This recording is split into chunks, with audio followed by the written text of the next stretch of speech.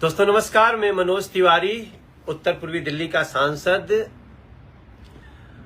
आज एक बड़ी महत्वपूर्ण समाचार आया। मैं बहुत आश्चर्य में हूं कि अभी तो सीबीआई इंक्वायरी शुरू हुई है।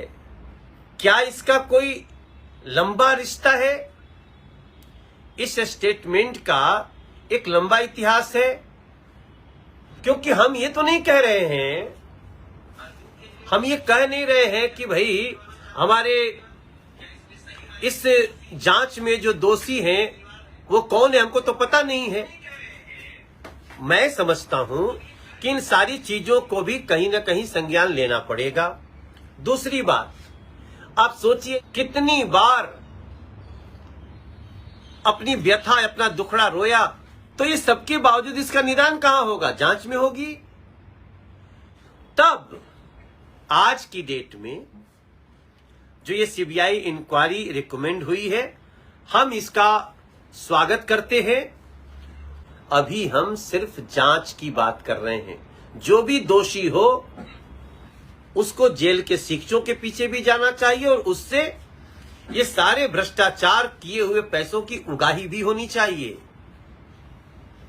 ऐसी स्थिति में जो वहशियाना अंदाज दिख रहा है ना, ये अपने आप में इस ओर इशारा करता है कि चोर की दाढ़ी में तिनका है।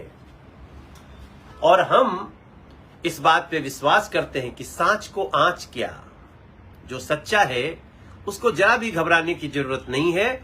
इस केस में भी दूध का दूध, पानी का पानी होगा।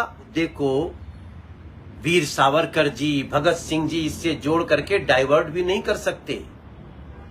हम सबकी औलाद हैं। भारत के लोगों को आप भगत सिंह जी की औलाद और वीर सावरकर जी की औलाद में जो बांटने का एक कोशिश कर रहे हो ना, कि इस बड़े घोटाले से ध्यान हटे, आप इसमें सफल नहीं हो पाएंगे सर। लेकिन आप कैसे करेंगे जब आप खुद ही उसमें संलिप्त होंगे?